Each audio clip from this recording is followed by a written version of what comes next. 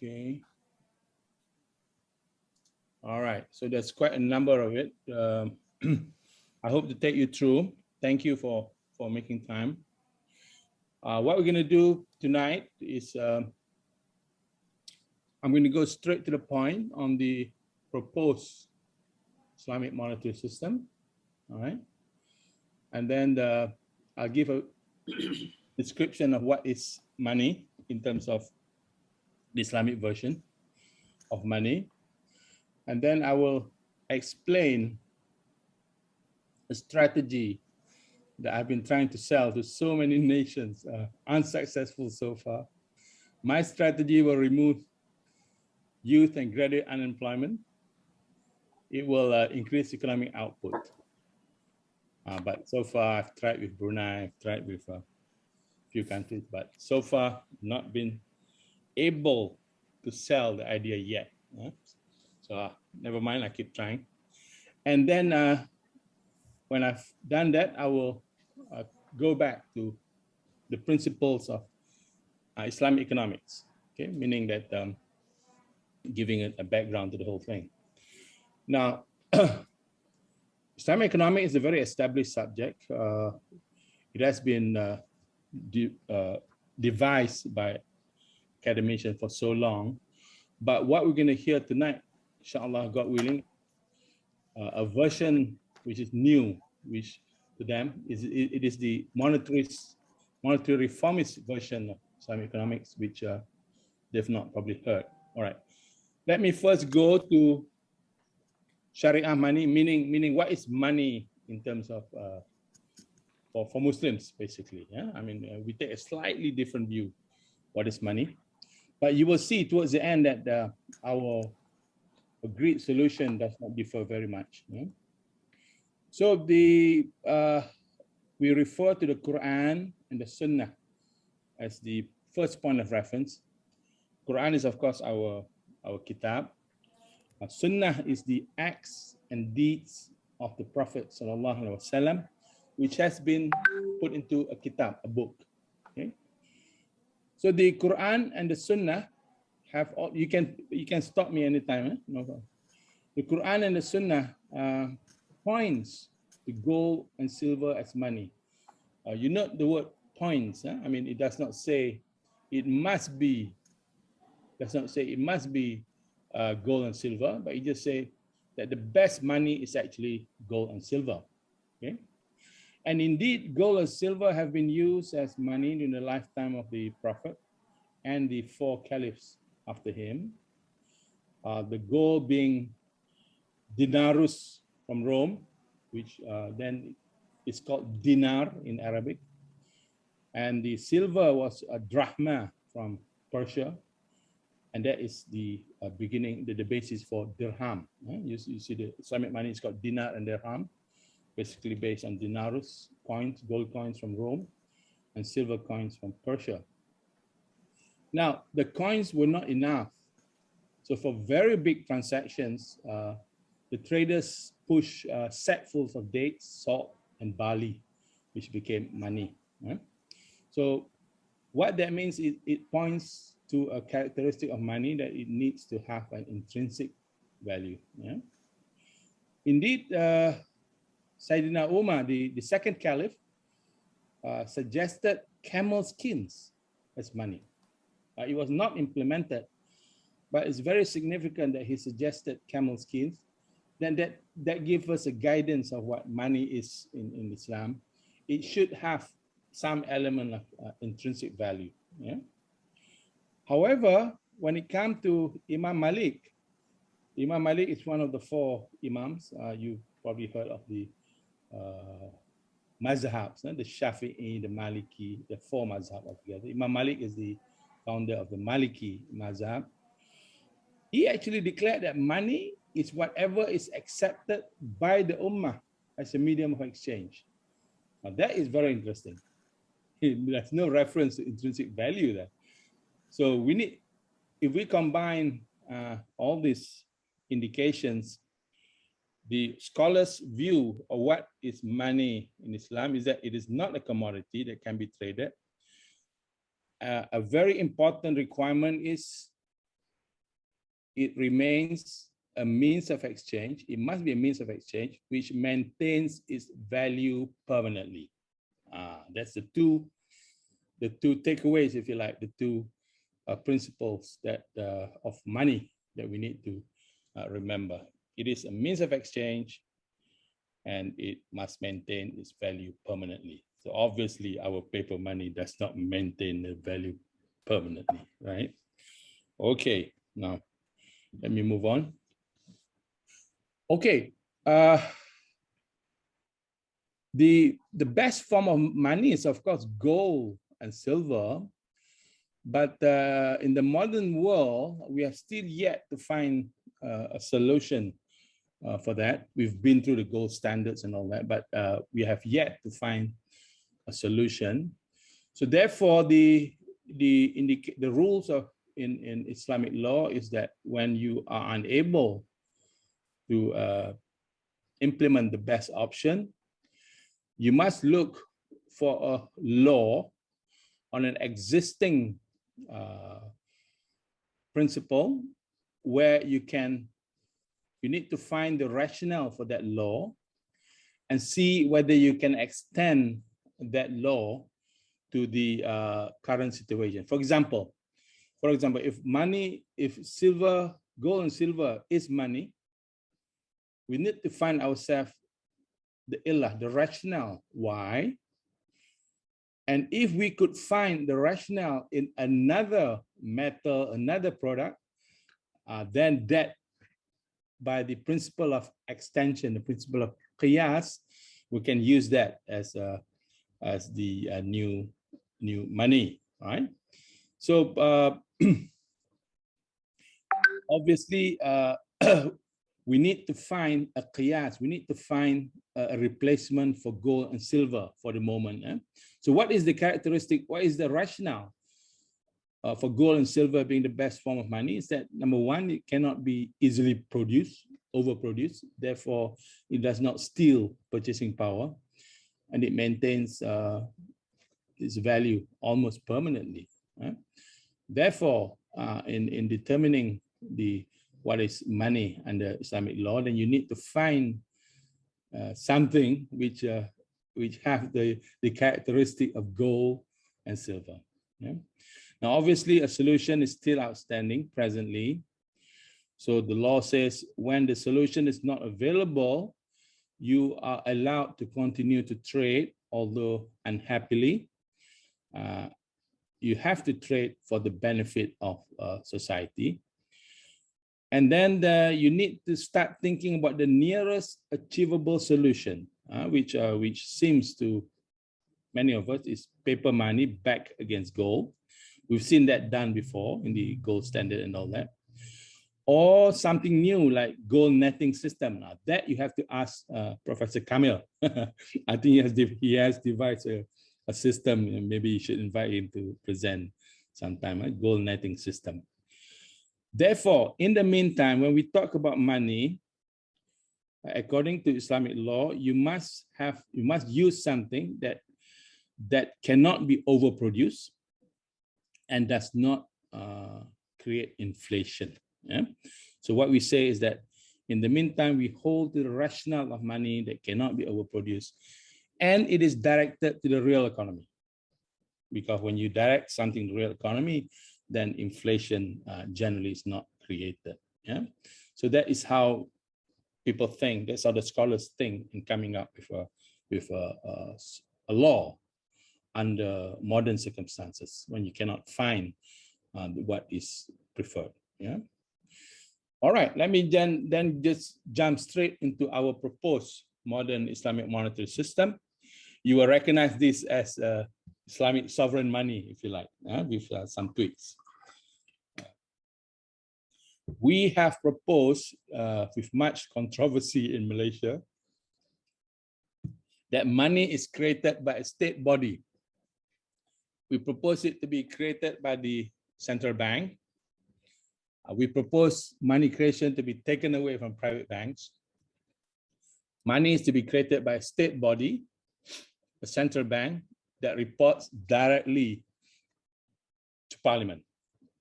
Now that is very important here. because the minute you start talking about a state body creating money, there'll be accusations of Zimbabwe coming up from all over the country. Yeah. So I do not see that much of that comment in the European scene, but in Malaysia, it's very important. We say that the central bank creates money, but they report to the parliament. They don't report to the government. Yeah. The central bank we propose to be taken out of the Ministry of Finance, and quite important, it should not report to the current Bank of International Settlements, Basel. We are rather not keen on our central banks reporting to Basel. Yeah? Now the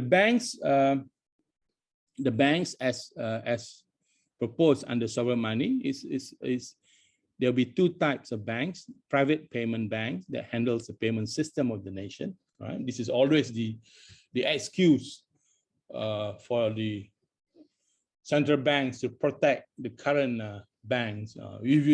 If they fail, if you don't bail them out, the payment system will collapse. So I think monetary reformists throughout the world have said very clearly, you create two separate systems, one private payment banks. So, and then the other one, I think under the positive money sovereign bank will be the lending bank, but in our version we call them investing bank, because in our version we wouldn't want them to be lending or giving financing. Okay, so our banks will be investing banks that will be invest on the principles of mudarabah and musyarakah. They are quite simply, musyarakah is just joint venture profit sharing. Are you familiar with that? That will be your limited liability companies, similar to that, almost similar to that. Mudarabah is something slightly different. Mudarabah is where the principal, the capital comes 100% from the owner of money, and you joint venture with the entrepreneur. The entrepreneur does not provide any money; they just provide enterprise. Yeah? And that's the reason for that. You will see later.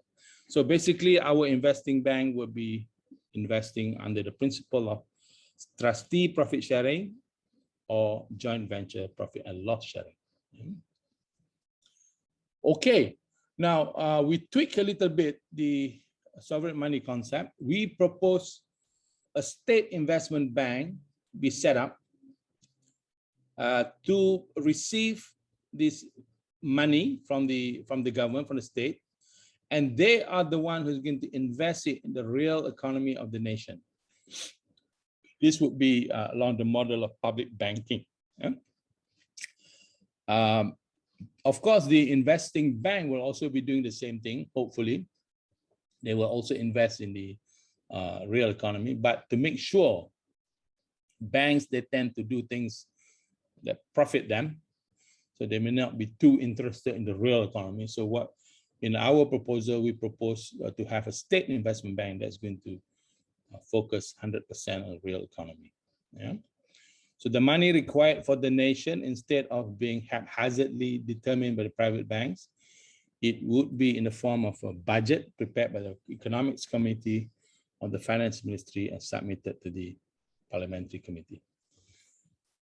Upon approval, the central bank creates the money by accounting entry. I know Yuzi and many others have a different view, wanting the money to have an element of debt. But I personally think that if once you consider it money, then you would account for it like you would gold. Yeah, so that's to me, that's just my preferred credit entry. Yeah, I wish to divorce completely from the previous system. So the accounting entry in our model will be credit reserve, debit, government operating account, as you would gold. If you have gold, you would do the same thing, credit reserve, debit, government operating account. But other entries are perfectly acceptable. Yeah. This money will be transferred to the State Investment Bank for investment in state infrastructure and real economy. And another tweak is that we will have what we call an Al-Hisbah institution. It's more like an ombudsman institution, if you like, set up to oversee the economy operations of all important entities in the economy, including central bank. A very powerful institution that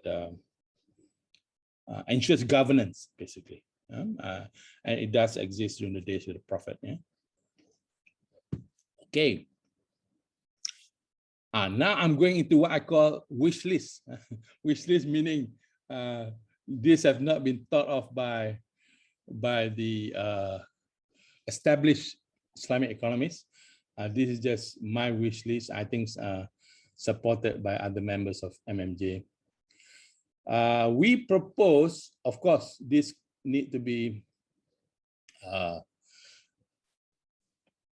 beefed up later on. Yeah, we propose profit maximization to be replaced with human welfare maximization.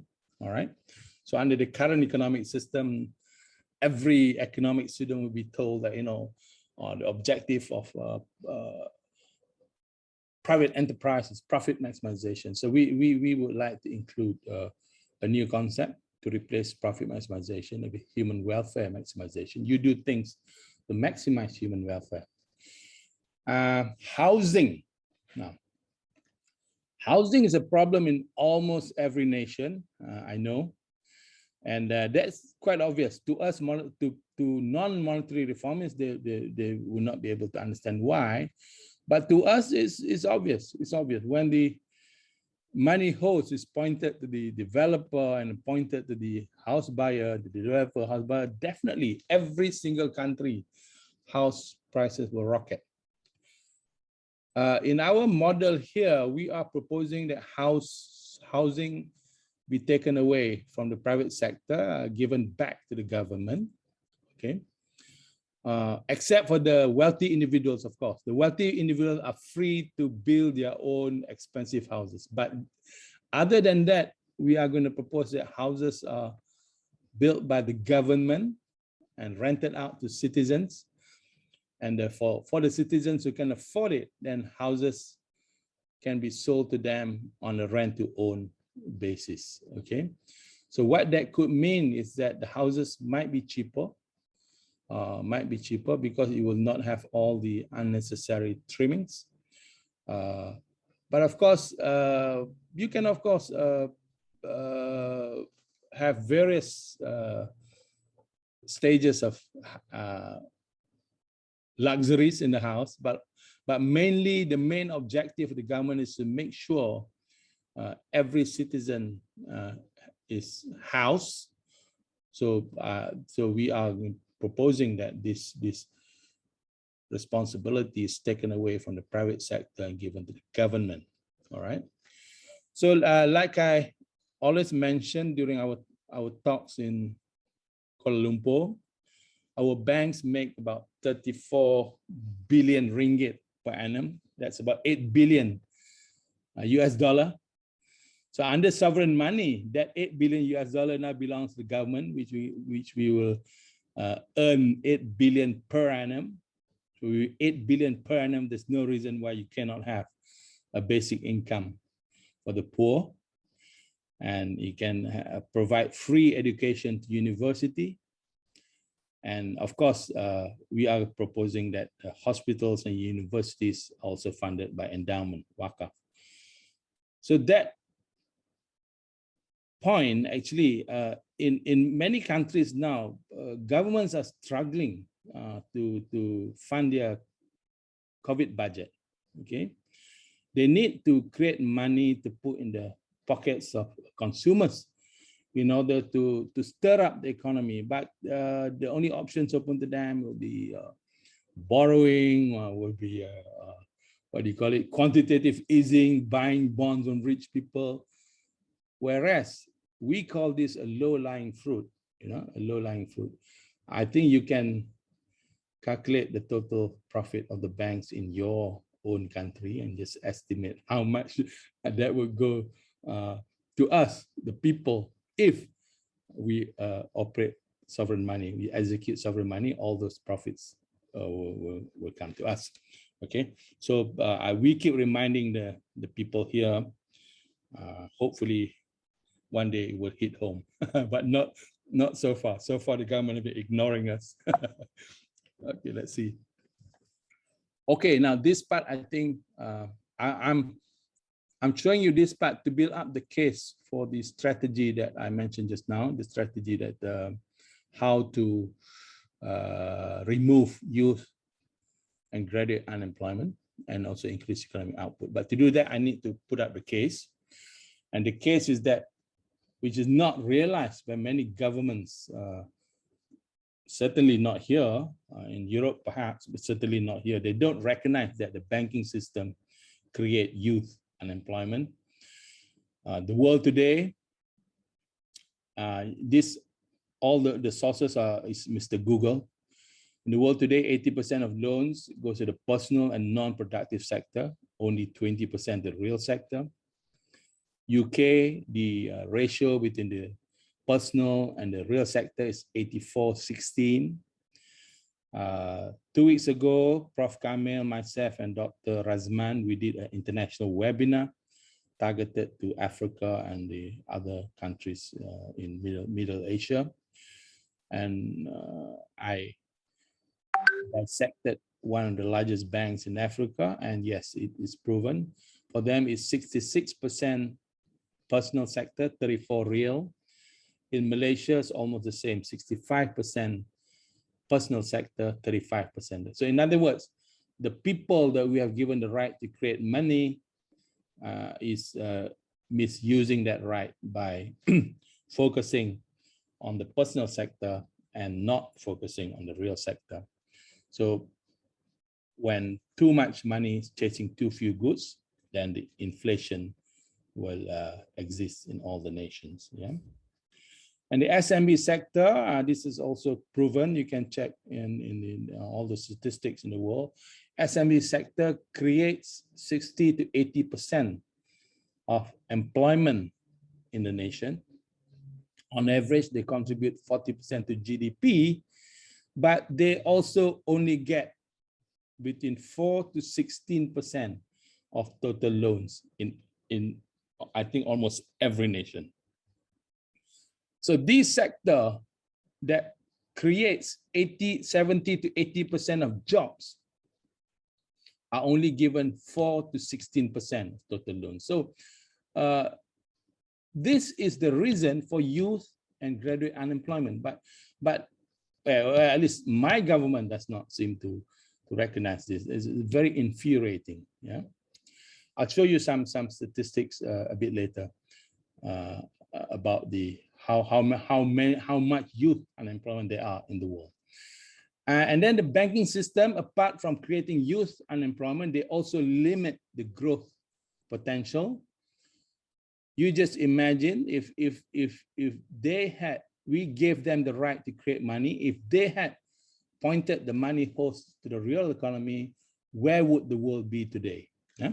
In Malaysia, we calculate that as of today, the total outstanding loans to the personal sector, yeah, this have been going on from 1957 until 2021. They've been giving all these personal loan, credit cards, etc. Outstanding is US 400 billion. Yeah. So usually we will tell in our webinars, we will ask the Malaysians to say, look, if that 400 billion US dollar had gone to the real sector, tell us, what do you think is the status of our economy now? So that is a huge amount. It's a huge amount that we allow these institutions to just throw away so that they can make lots of profits for their shareholders. Yeah. So these are some unemployment statistics throughout the world, especially for youth and graduates. 1/5 of the world youth population is unemployed. If you consider that 1.3 billion is the total number of youth in the world, that will be about 260 million young people unemployed in the world. 25% of youth in Africa, 40.3% graduates. I was in Abuja, the capital of Nigeria, a couple of years ago. the government tried to create a job by creating traffic officers. I think all they wanted was about 3,000 traffic officers. I think about 150,000 graduates applied. So you can imagine the wastage of human resources there. Malaysia, 500,000 unemployed. Indonesia, 1.4 million. Philippines, 1.4 million. And I just added these numbers so that you will see. South Africa, 64% of youth unemployed. Angola, 57. Nigeria, 53. Kosovo, 43. Namibia, 46. Palestine, 43. Spain, 39. Georgia, 39. Greece, 34. Lithuania, 30. Italy, 30. Croatia, 26. Portugal, 24. France, 23. New Zealand, 12.4. That is an awful lot of youth unemployed because of the banking system. But I don't think that message is coming through. Okay, now if you ask the banks, why is it that you don't like to fund SMEs? I was a banker myself last time. So the answer is that SME is risky. That's number one. Number two, we don't have enough officers to monitor our loans to the SME. That is the two usual excuses given by the banks. Yeah. So this is where my system, in my webinar, I said, don't worry, even those with the private banks, you can still lend to the SMEs. I'm going to show them that they can increase their lending to the SME to increase the employment, economic output for the nation, while mitigating their risk concern and their payroll concern. Yeah, because the two excuses is always risk, and they don't have enough officers to monitor the loan, and it's very expensive to employ these officers. So what I suggest to them is that, if you run an economy based on equity instead of interest, you may find a solution to youth unemployment. Yeah. So what I did propose to Brunei, one nation, but not with much success so far. I'm hoping to have a country that will listen to me. The investing bank, instead of having credit officers, loan officers, we propose that they have investment officers. Okay. And instead of lending to the SMEs, and then they take collateral, and then the loan is self-managed, we are telling them no. We create investment officers. We invest in the SME, in the equity of the SME. Okay. Via equity investments, and the bank can employ as many investment officers as it wants without a burden on its payroll costs, because we are going to propose the investment officers are essentially paid a basic allowance, and then they go on a profit and loss and profit sharing basis with the bank. The bank will invest in the equity of the SME. Every 3 months, we will make sure that the SME create their profit and loss account, and then they will bring back, the investment officers will bring back the profit to the bank, and then share between the bank and themselves to top up the allowance. Of course, we can include a lot of tweaks inside here. I mean, for example, we can even talk to the government and say, look, for the equity investment, we can make it a law that 51% belongs to the bank until the capital is returned. Those are tweaks that we can include. But basically, if you invest via equity instead of loan, then you can get more money going to the SME, all right? And when more money goes to the SME, there'll be a lot of jobs created. Now, of course, you need to train these unemployed graduates. The investment officers, we propose we will talk to the universities. We'll create a special 6 months to 1 year investment officer schools where they will come in 1st January as an unemployed graduates in psychology or sociology or whatever. 31st December, they will graduate as a capable investment officer. All right. And we expect if we implement this policy, we will remove the problem of unemployed graduates and school leavers in all nations.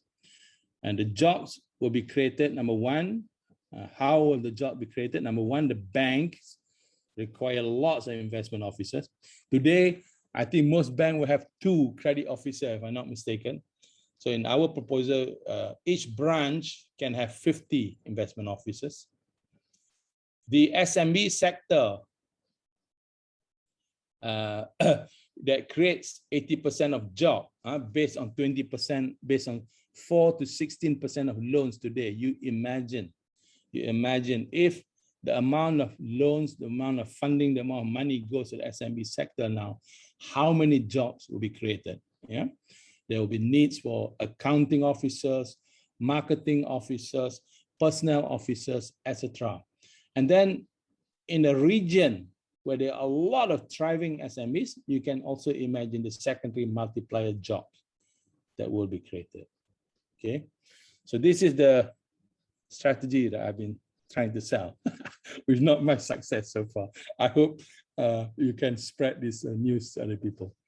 Okay, we propose all bank facilities for long-term investment will be on musyarakah, profit and loss. This is for our version, but in other version, it can just be just any form of equity.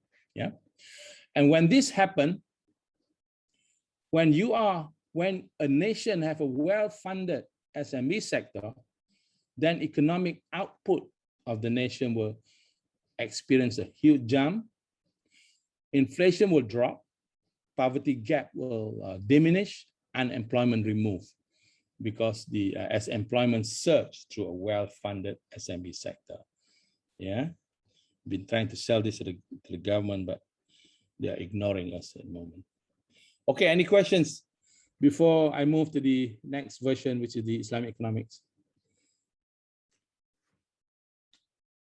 Quite clear so far. Huh? Okay, all right. Okay, maybe save the question for later. All right, those are my thoughts. Those are our thoughts on the Islamic monetary system. That is couched within the principles of Islamic economics, which I think let's go through now so that we understand the background from which it comes. Yeah.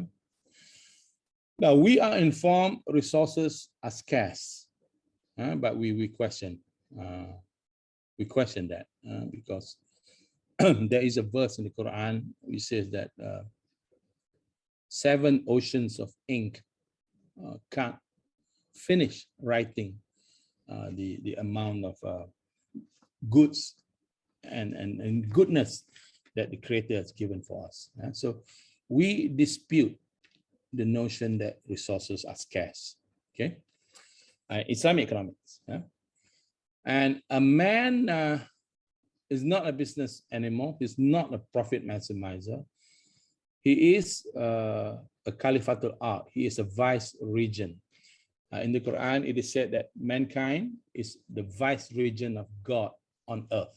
You are my ambassador. You are my regent on earth. So we look at man not as a profit maximizer, but as a regent, as a vice regent of God on earth, to do good things for all living things on earth. Ownership of wealth is not absolute. In Islam, it's not absolute, with no rightful claims on it by society. You will see a bit later, we show you when it comes to property, when you spend your wealth, there is an obligation that your wealth must benefit society. For example, if you come into a 1 million legacy, you should not buy a Van Gogh painting, work of art, and then just lock it up in your room. it is required of you to invest the 1 million in a factory so that society benefits. Okay, that is the demand on the Muslim having wealth. Yeah? And life, is there life without interest? Is that the only way? Okay, this I urge the world to rethink. I urge the world to rethink whether what we have done so far is correct, and whether we can redo the world based on equity. Yeah, that is so easy because you don't trust anyone. You have laws supporting it. But if usury is a sin, I think it's a sin in almost every religion. If you uphold the principle that usury is a sin, then you will focus your mind on equity. Yeah? And then with the brains that we have, I am absolutely certain that we can find solution to that. Yeah? The only reason we have not thought about it because we have legitimized debt and we don't think too much is the only way it's being done. So we never bothered. But in Islam, interest is considered very, very sinful. In fact, it is the only sin where God and the Prophet has declared war on compared to other sins. And there's no division of usury in terms of size of interest.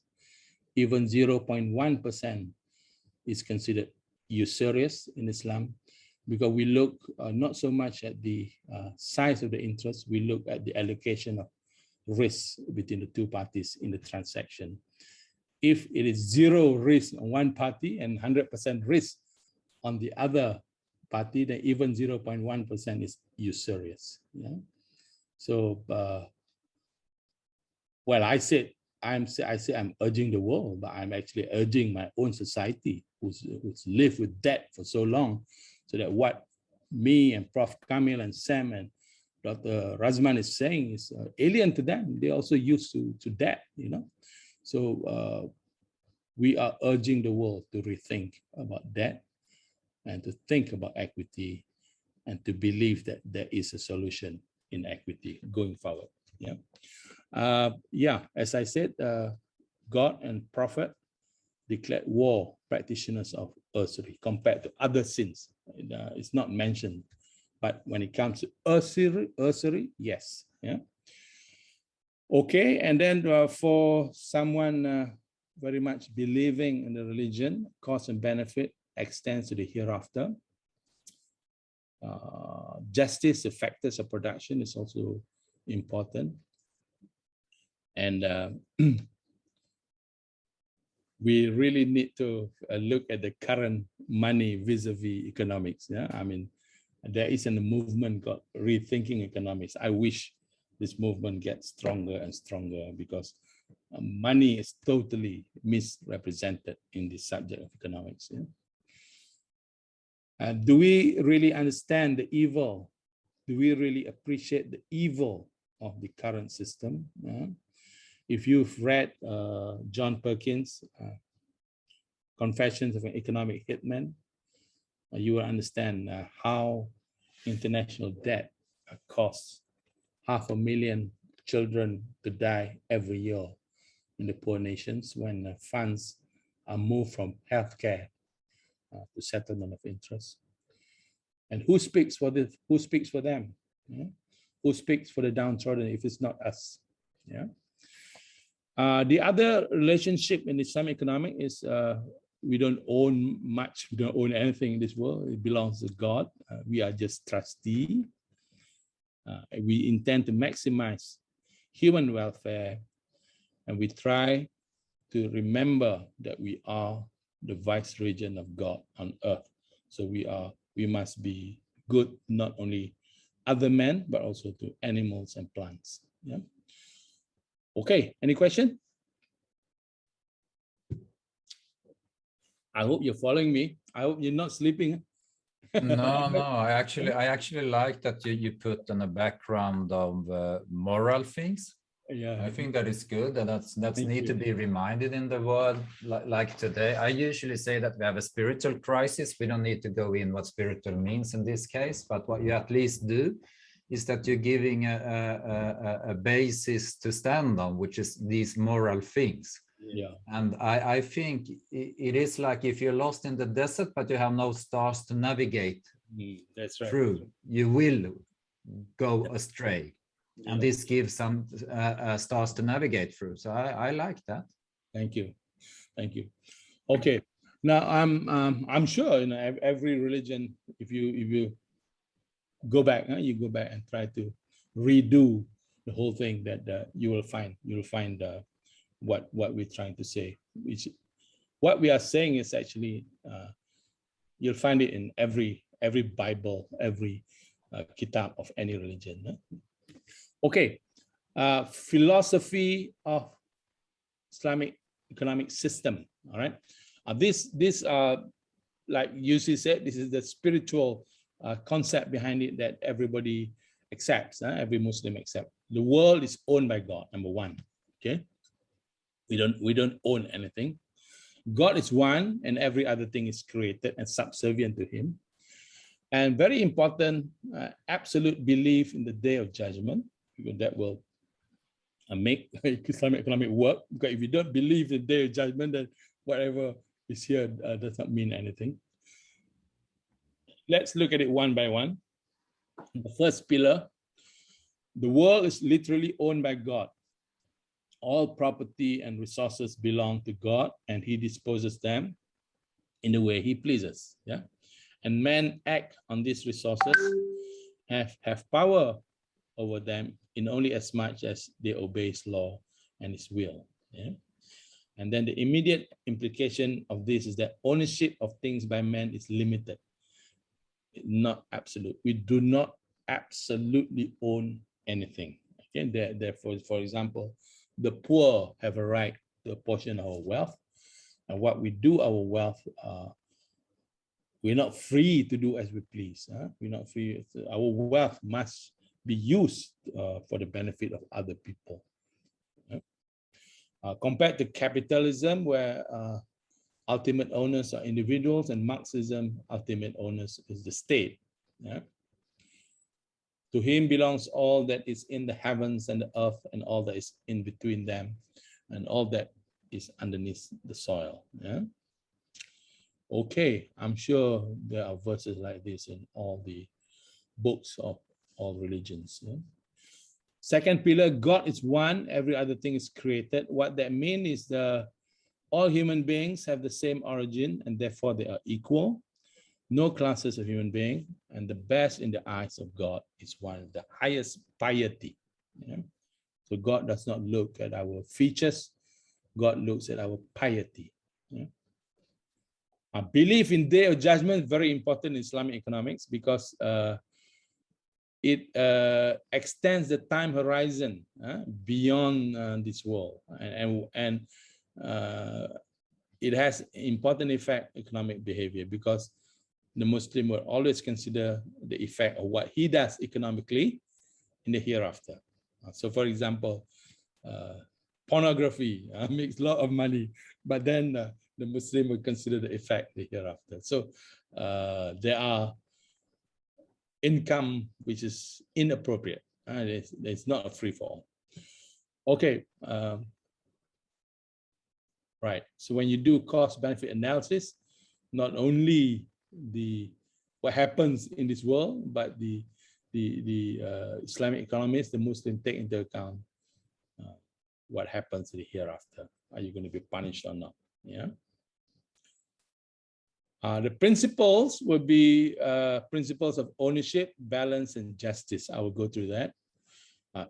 What kind of ownership does human beings have? Okay, according to the Quran, according to Islamic economics. It seems that the ownership is that of utilization and not the possession kind. Yeah? So for that law, a government can actually take away land that belongs to us, which is not utilized. Yeah, that is allowed. That is allowed. So ownership is on utilization, and it is restricted to our life. What that means is that the other thing that Muslims don't have are wills. We're not allowed to have wills. So on death, everything is divided according to the fractions which given in the Quran. Yeah? The Quran is a very interesting book. It is not a book of law. There's only about 340 verses of law out of 6,666 verses. So what that means is that you don't actually have law from the Quran. Most areas you don't have law. You need to extract the principle. But curiously, when it comes to division of estate, these are very specific fractions given by Allah in the Quran. For example, the mother, certain situation, you know, the fractions are given specifically. So important thing to remember here is that whatever you own, you're allowed to do a will only up to a certain amount, I think 1/3, if I'm not mistaken. And the beneficiary must be somebody who is not a beneficiary under Fara'id. In other words, if you want to will something, you will it to a university, you will it to school, you will it to another person, but not to your son, not to your daughter, because your son and your daughters are beneficiary to the intestate, beneficiary to the Fara'id, to the fractions. Yeah.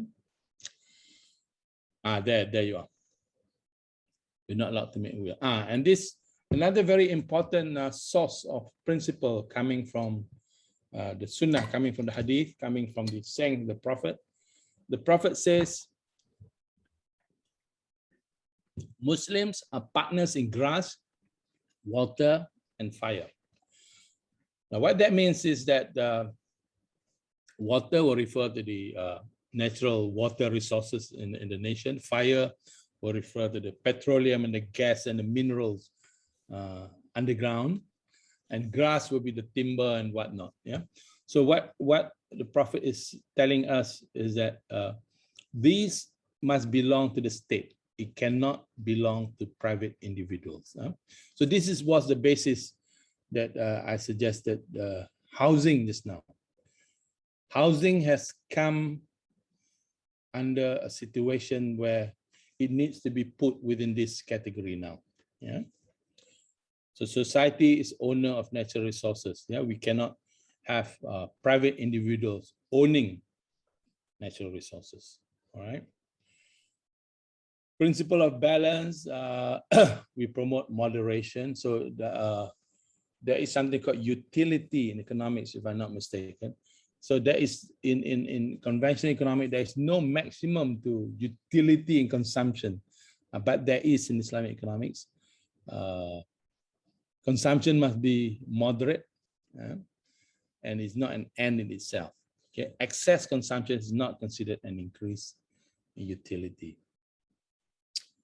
Okay, so and then the laws also try to achieve a balance between freedom and regulations, between individual ownership and collective ownership. And very interestingly, Sayyidina Umar, the second caliph, the Prophet and the Abu Bakr and then Umar, he actually suggested nationalization. He said he didn't have time to do it. He said, if I had more time left for me, I would redistribute wealth by taking the excess from the rich and give it to the poor. Okay, why is that? Is that communism? But it actually came from the caliph. Yeah. Justice. All right. Now, justice is the third of repeated word in the Quran, 1,000 times in the Quran. And there is a verse that says, you know, you have to uphold justice even against yourself, your parents, your siblings. Yeah? justice must be upheld. Yeah? A very deep concept. And therefore, also in aspects of economic activity. Yeah? Distribution justice require proper rewards of factors of production and proper pricing of output. Yeah? So are we rewarding all factors of production justifiably? That's a question we need to ask ourselves. Labor has always suffered from this. Yeah?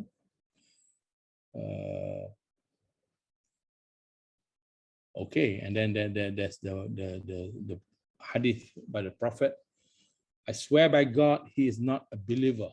He's not a believer. He's not a believer who spends the night with a full stomach while he knows that his neighbor is going to bed hungry. Yeah. So in today's world, we translate that to the context of countries and neighboring countries. Yeah. Can we sleep while other people suffer? Yeah. And there are seven rules, principles that operates in the economic system. This more the positive macro policies, if you like, the macroeconomic policies, if you like. Or there is zakat. Zakat is a wealth. It's like a wealth tax. Every year you have to pay 2.5% of your wealth. So if you consider the wealth of a nation and 2.5%, you apply that, that's an awful lot of money. But it's not taxation. The government is not allowed to hold it to the next year. The zakat collected must be distributed to the 7 categories during the year, during 1 year. So in other words, you can't hold on to it. You collect it, then you distribute to the poor. I will list out the 7 categories a bit later. Prohibition of riba. Prohibition of riba means interest on debt. You know, there is no element of interest in the economic system. So you may wonder about Islamic banking. That is a very controversial issue, actually. Some of us, we don't like the way the Islamic banking is being done at the moment, where all are debt, you know. Basically, the preferred principle is equity. That number 3, mudarabah will be, and musyarakah will be the principles, the main principles used between institutions, economic institutions in the Islamic world. There is a guarantee of a minimum standard of living. That guarantee is determined by the zakat, and there should be no poor in the country. And this is interesting. Guarantee of debt payments by the state. That implies something also. Guarantee of debt payments by the state. Now, you ask yourself, would the government pay my housing debt? Would you know? So the tendency to answer that question is no. It cannot be that the government will pay your housing debt. If that is so, then should there be a housing loan? So these are the line of thoughts that we are thinking. So in other words, the debt payment for certain that the state would pay on your behalf will be the debt that you took in order to consume. You are in such a bad economic state, you borrow to feed your family. And these are the sort of debt that the state will pay. Yeah.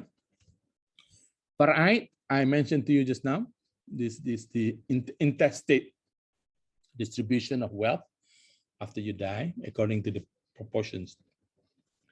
Hisbah is the governance institution, which I mentioned just now. Yeah? Okay, zakah. Here we are. The 7 categories. The alms are for the poor and needy, and those employed to collect the funds. All right. So they are paid. The people who go and collect the alms are paid. They're number 2.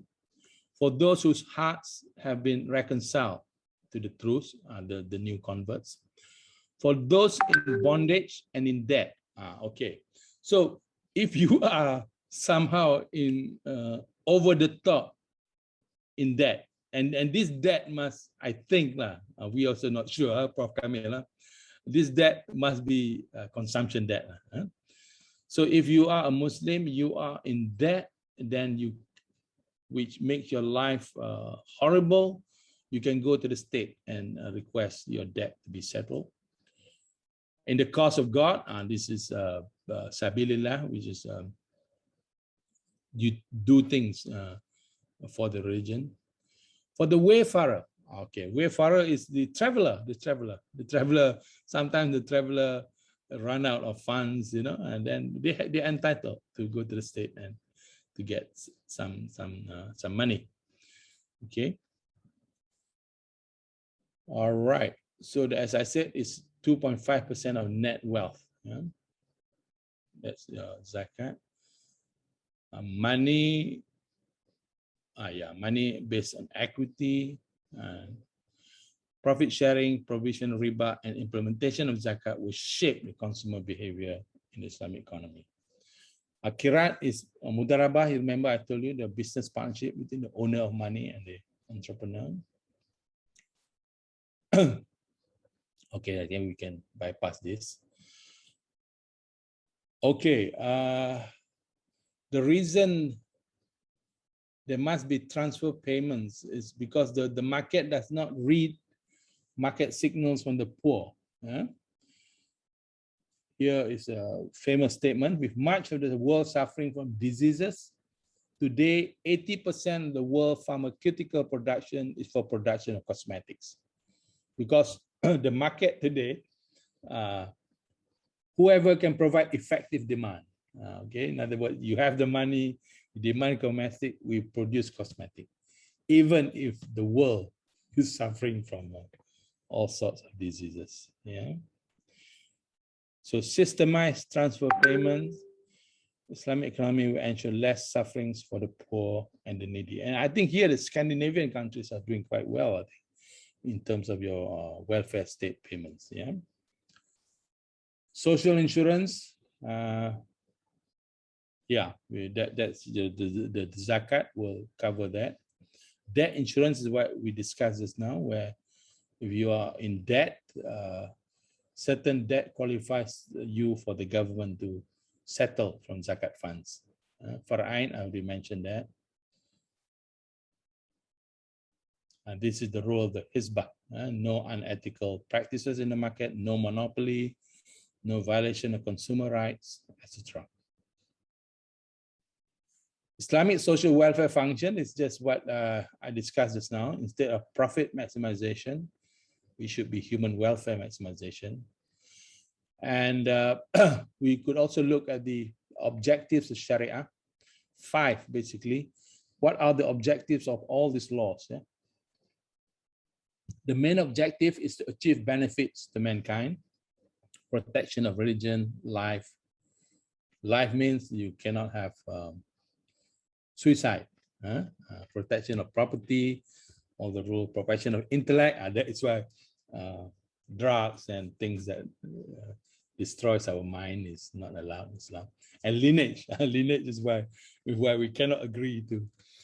I'm sorry, but we cannot agree to LGBT and all that, So and also, so these are the purpose of the Sharia to maintain this benefit to mankind. Education of mankind, okay. The Quran also is to educate mankind. So it's unfortunate that we do not speak Arabic. We speak English better than we do Arabic. But if we are able to speak Arabic, then we'll find so many scientific secrets in the Quran. For example, the Big Bang Theory is inside there. The fact that female bees create honey is all inside there, and the sun, the planets, it's all inside there, provided you understand Arabic. If you don't, then it's just mere verses. Justice, yes, Objective of Sharia rules to establish justice, very important. Prevention and eradication of evil and corruption, and the creation of balance and human nature. Okay, just one more, I think. Property, under there I mentioned property. So this is very important. Protection of wealth in its wide sense, prohibition of destruction of wealth. Okay, protection of wealth. All right, so you cannot destroy wealth even it belongs to you. Yeah. Transgression, of course, there are laws against stealing. Equitable distribution with the zakat and all that. Wealth should benefit owner and community, not just owner. As mentioned before, if you have a legacy, you shouldn't buy a Van Gogh and lock it in the room and admire it by yourself. You encouraged to create jobs. Yeah, and there must be good circulation of wealth, and that is very important. Good circulation of wealth, which does not result from the monetary system that we are practicing today. The monetary system that we are practicing today enriches the rich and impoverishes the poor. So that's very important. That's where we're coming from, actually, when we try to reform the system. So I think I will stop there.